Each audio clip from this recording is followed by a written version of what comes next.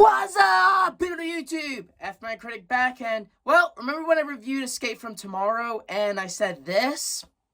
And if Disney is evil, who cares? I love Disney. I don't care. I don't even care if we will live in a world where everything's ruled by Disney. I don't care. Well, I'm kicking myself in the face for saying that. The Lilo and Stitch remake, it just now released on Disney Plus. Now, I'm gonna be straight here.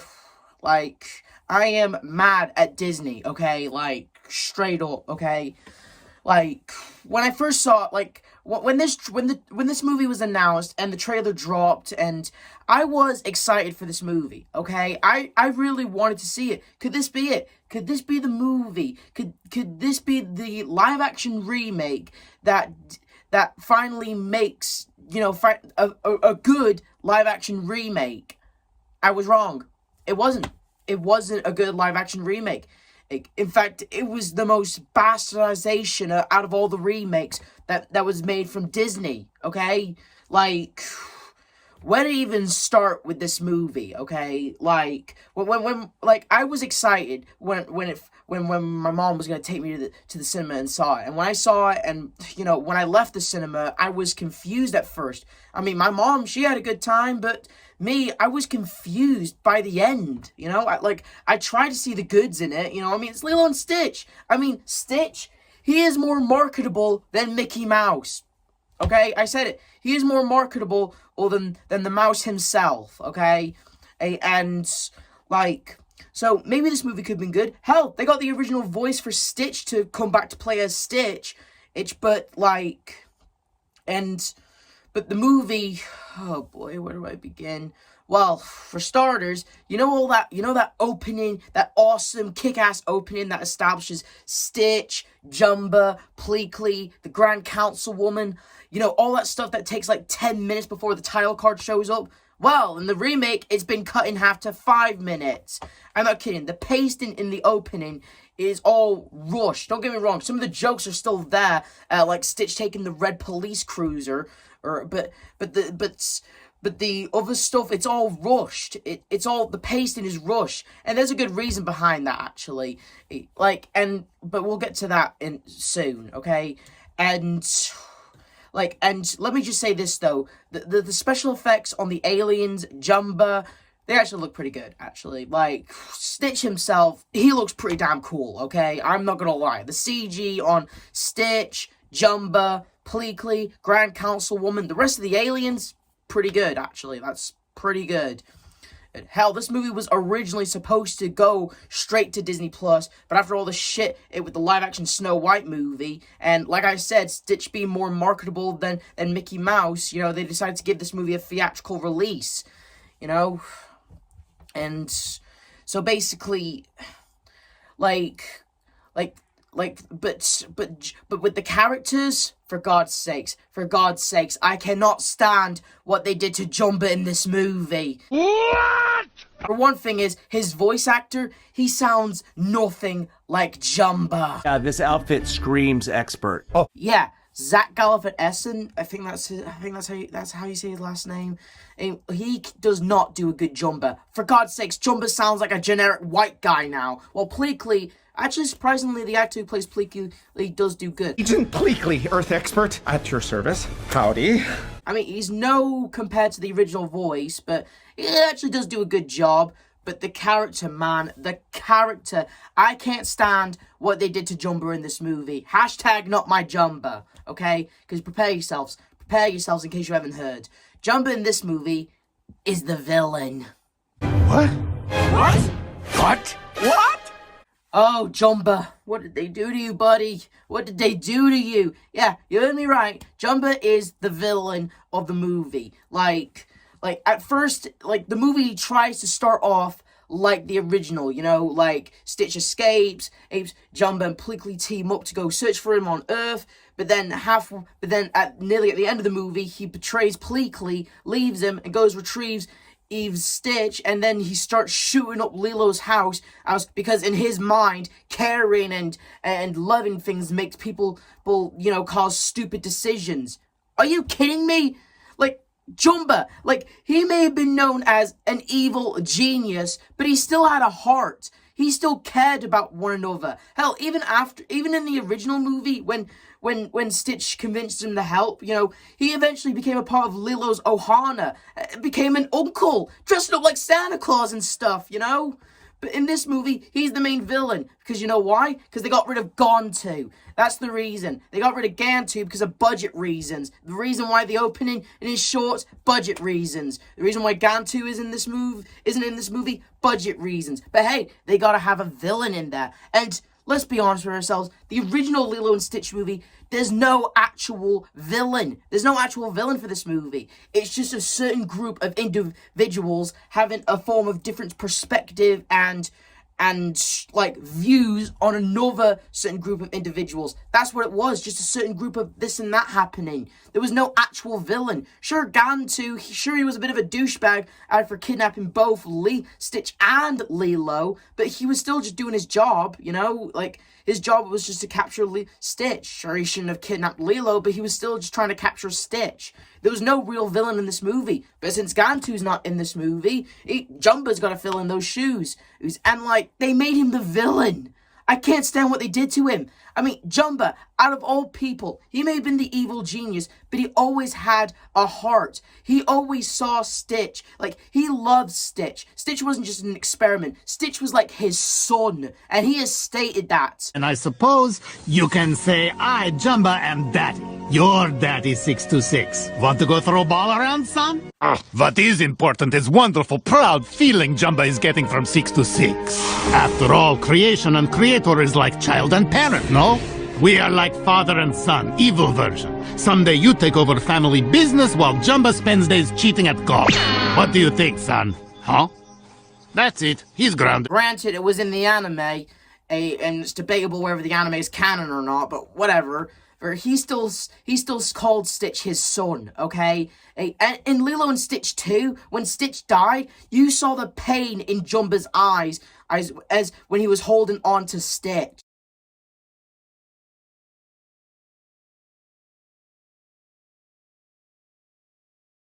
No! Lilo, well, there's nothing you can do. He's gone. But in this movie, all Jumba wants to do is capture Stitch so he can turn him into 627. Yeah, they referenced the TV show. Yeah. Yeah.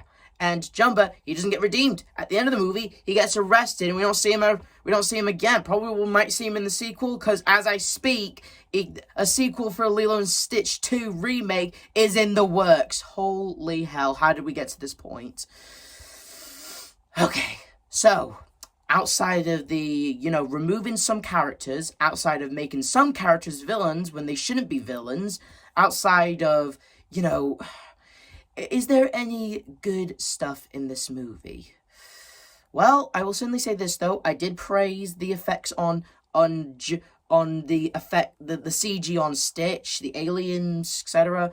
What about the human characters? Well, I will certainly say the actor who plays Lilo does a really good job playing Lilo, and this is this actress's first ever actual role. Also, way to go, way to start your career, I say, this is her first actual big cinema role, so, but sadly, just, she does do a good job as Lilo, she's a lonely kid, and her parents just died. Her big sister Nani's trying to juggle all the social worker business, which, by the way, there are 2 technical social workers, but we'll get to that in a second, okay? But my biggest problem with Lilo is that they removed some of her quirks from the original. For example, Lilo, she doesn't take pictures of fat tourists anymore, or does voodoo, or creates, backstories for her homemade rag dolls. They removed her quirks for some reason and just made her a generic little kid who gets into trouble but means well,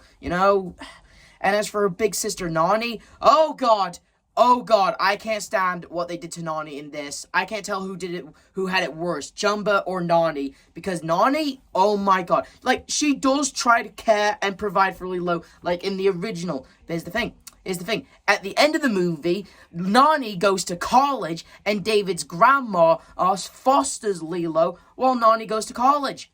What the hell? Like, what the hell? Like, straight up, what the hell? Oh, like, I was confused as all hell why they did that. And I don't even that bullcrap excuse that, oh, they have the portal guns, and so that way they're technically not apart, then in which case, that makes things even worse. Because in the original, Nani fought tooth and nail to keep her sister. Sure, they got into fights. Sure, they argued and looked ugly, but they really did love and care for each other. You know, Nani always made sure what she said around Lilo, okay? Like when Nani got fired originally in the original, she basically made it up by saying, nah, my boss was a vampire and wanted me to join his cult, you know? She did that. She watched what she said around Lilo, you know? But in this movie, she straight up's all like, yeah, it's your fault. You got me fired, kid. And there's one scene in the movie that is, like, so, like, ugh. It's the scene where they take Stitch home, and Nani wants to take him back, and Lilo brings up the famous Ohana means family thing, and Nani says, as they left us, preferring to her dead parents. They left us behind. What the hell? Like, straight up, what the hell that is, okay? Nani knows the Ohana means family line more than anyone, okay? In the original, Nani would always do everything she could for her Ohana. She was practically a kid herself. She was practically a young adult that was forced on these responsibilities is to look after her little sister, but she made sure she did what she did for Lilo. In this movie, she just has Dave. She has a support system. She has David and David's grandma looking after her again. You know, and she doesn't even take Lilo to the dog pound to get Stitch. Actually, it's David's grandma. Which, speaking of which, David's grandma is actually played by the same person who plays the old lady from the original. You know, and I won't lie, she's kind of fun sometimes, and she's okay, to say the least, okay? And speaking of original characters, they brought back the original voice for Nani as the social worker, okay? And there are times where she actually acts more like Nani than the actual person who's playing Nani in this, okay? David, he's okay sometimes. He says some cringy stuff here and there. But David in the original, you know, he was always there. Like, every time when Nani and Lilo were, you know, upset, he was always there to cheer them up. In this, David's just a bit of a mama's boy, and he's okay sometimes, but still, it's not the worst bastardization of the character, so he didn't have it worse. Who did also have it worse was Cobra Bubbles, which, by the way, he's a full-on CIA agent in this, and he plays as a social worker. He plays as a CIA agent because he knows about Stitch being on planet Earth, which, by the way, you know, in the original Cobra Bubbles, he met the ground council woman, convinced an entire alien race that mosquitoes were an endangered population, an endangered species, and you know, but in this movie, Earth doesn't know about aliens. They never met the Grand Council woman, and the Grand Council woman, she doesn't even order the family to stay together. She doesn't make Stitch's Ohana basically, you know, under galactic protection, you know? It's just so mind-boggling. Like, this movie goes out of your way to piss you off to the original Lilo and Stitch fans. It's straight up, and speaking of pissing you off, it straight up is dumber than the last one. Like in the original, yeah, I know, big shock. You know, the movie, you know, like in this one, it's more dumbed down. When the Grand Councilwoman says, as his molecularly is too great, the aliens get confused, and the Grand Councilwoman is all like, he's too heavy, he can't swim, he'll drown. Yeah, thanks, yeah. Yeah, the movie's dumbed down. And speaking of dumbed down, Stitch, oh boy. Even though they got the original voice for Stitch back, they pretty much reused dialogue from the original movie for Stitch in this movie. I'm not kidding. And not just from the original, but also from Lilo and Stitch 2. Yeah. No. Pizza so. Macha sengi ba. It's like bam, bam, bam, bam, bam. And then it's like No. But you know what? I can forgive reusing old dialogue from the previous movies. I can forgive that. But they did the worst part to Stitch. They removed the ugly duckling.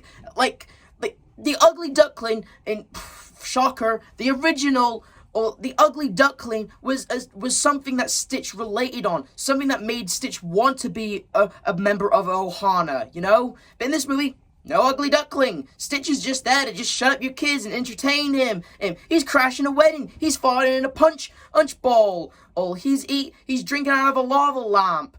Like, seriously, Stitch is just there just to make your kids happy and cheer them up, and it's pretty much the equivalence of jiggling keys in a baby's face, this is, okay? The Lilo and Stitch live-action remake was a massive letdown. Are there some things I liked about it? Like, well, the actress who played Lilo, she did a good job. The effects were good. I did like some jokes here and there.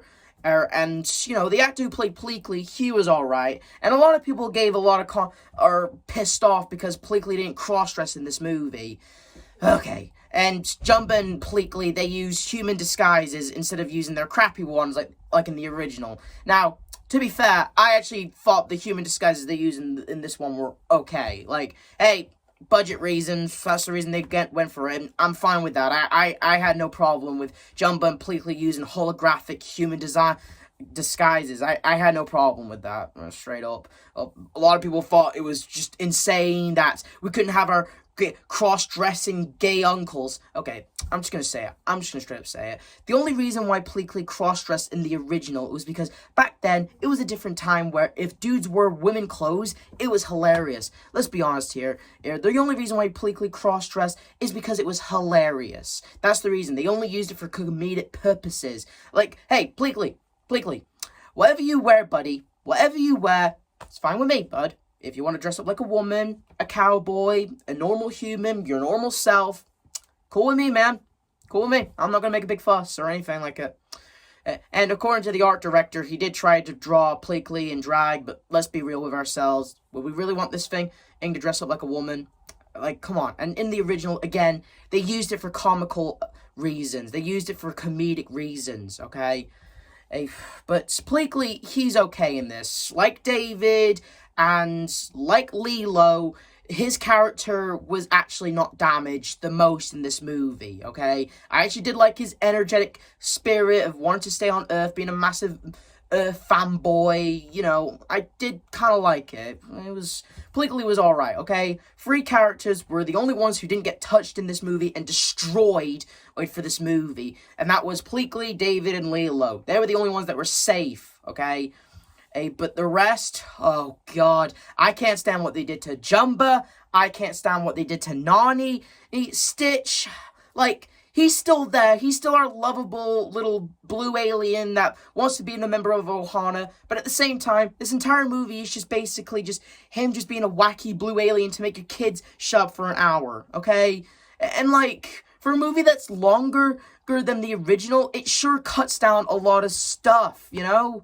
Like, again, the ugly duckling, the stuff where Stitch escapes, you know, it's all cut down, Jumba getting removed, Gantu getting removed. Like, what were they all thinking? This movie could have been something. This movie could have actually do what Disney's been trying to do for years, but failing miserably, making a good live-action remake. They could have made it, but no, they had to get rid of Gantu. They had to make Jumba a villain, when there was no goddamn villain in the original movie. They dumbed the movie down. They made Nani go to college. Gave up her Ohana. Yeah, they made a big deal. And don't tell me because since she has the portal guns, she can just travel to her little sister. Well, that just makes things worse, okay? In the original, the stakes were high. Nani wanted to keep Lilo. She wanted to provide for her, you know?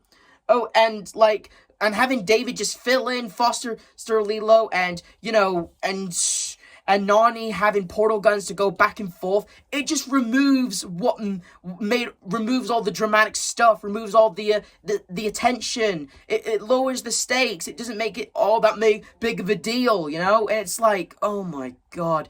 Look, just can't stand what they did in this movie. Like, I gave this movie a fair shot. I wanted to love it. I really did, okay? Like, I didn't want to disappoint my mom when I was in that theater, or, but I just gotta come out and say it. The live-action Lilo and Stitch movie was a massive disappointment. It goes out of your way to piss you off if you are a die-hard Lilo and Stitch fan, okay? Like, there are some parts in the movie that are okay, sure, but it's not as good as the original. Disney, why are you doing this? So, this is pretty much all I have to say about the live-action remake. It sucks. There's nothing more to say. It sucks. It craps all over the original, pisses you off, and I can't stand what they did to Jumba. I can't stand what they did to Nani either. I'm okay with them removing some characters or adding some this and that, but just this review has pretty much worn me out at this point. Okay, I've pretty much said everything I need to say. Okay, it's pretty much, if you take the original movie, they put it into a giant CGI mess, remove certain bits, add new terrible bits, and that's what you get from this. Okay. The live-action Lilo and Stitch movie sucked, okay? Massive letdown. Oh, and the fact is, it's on Disney Plus now. Go watch it if you want to watch it. I ain't forcing you not to watch it. You're your own person. Watch it if you want to watch it or not. But for me, personally, I'm sticking with the original. With likable characters, there's good storytelling, and high stakes that don't get retconned or, like, makes you wonder, oh, phew, they got this sorted out. It's not a big deal anymore, or something. I'm watching the original. Stick with the original. F the remake. This is the F-Man Critic telling you to like, subscribe, hit notification. I'll see you guys next time. See ya!